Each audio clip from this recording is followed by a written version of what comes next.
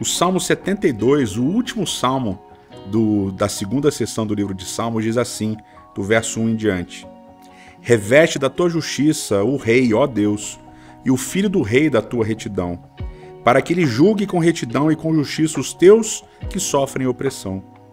Que os montes tragam prosperidade ao povo, e as colinas o fruto da justiça. Defenda ele os oprimidos entre o povo, e liberte os filhos dos pobres. Esmague ele o opressor. Que ele perdure como o sol e como a lua por todas as gerações. Que seja ele como a chuva sobre uma lavoura ceifada, como aguaceiros que regam a terra. Floresçam os justos nos dias do rei, e haja grande prosperidade enquanto durar a lua. Há uma discussão muito interessante sobre a autoria do Salmo 72. Ele tem no seu subtítulo, que aparece nas suas Bíblias aí, em letras itálicas, dizendo de Salomão.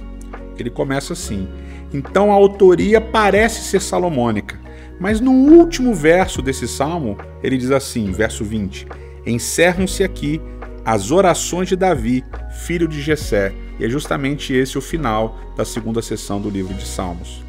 Então tem essa discussão sobre se o salmo é autoria salomônica ou o salmo é de autoria davídica. Um rabino da Idade Medieval disse que esse salmo, na verdade, foi um salmo escrito por Davi para Salomão, que é uma possibilidade. Só que a gente tem algumas nuances aqui muito interessantes para dar a entender que esse salmo tem realmente uma autoria salomônica. Primeiro, a ideia do verso 1 que diz: reveste da tua justiça, ó Deus, o filho, o rei e o filho do rei. Ou seja, ele fala do rei e do filho do rei. Depois ele vai dizer que o salmista, né, que Deus ele dê a bênção do salmista julgar com retidão, para o rei julgar com retidão, julgar justamente. E Salomão foi conhecido como um dos reis mais justos, um dos reis que sabiam julgar. Inclusive, é toda aquela história de que Salomão teria pedido sabedoria e Deus lhe concedido sabedoria, e vários dos casos de juízos difíceis que Salomão fez ao longo do seu reinado. E há uma outra nuance, a última nuance, em defesa dessa autoria de Salomão para o Salmo 72, que é a ideia do verso 8 em diante.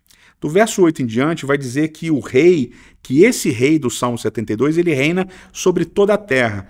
Ele reina de um mar até o outro mar, como diz no verso 8 desse Salmo. Essa ideia de reinar de um mar até outro mar, ela tem muito a ver com a extensão de terra de Israel, que diz que é do mar do Egito, né, do rio do Egito até o grande rio Eufrates. Então pode ter a ver com essas duas porções de rios, rio do Egito e rio Eufrates. E também vai falar que esse rei ele governou sobre toda a terra. E essa expressão sobre toda a terra é uma expressão que aparece muito especificamente para Salomão, descrevendo o seu reinado por toda a extensão de terra prometida por Deus a Davi, seu pai, que seria a extensão de terra de Israel.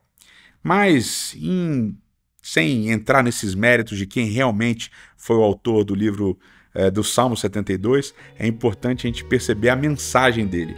E a mensagem dele é de que Deus abençoa o rei, de que Deus abençoa os seus líderes, de que Deus cuida daqueles que ele elege para liderarem o seu povo.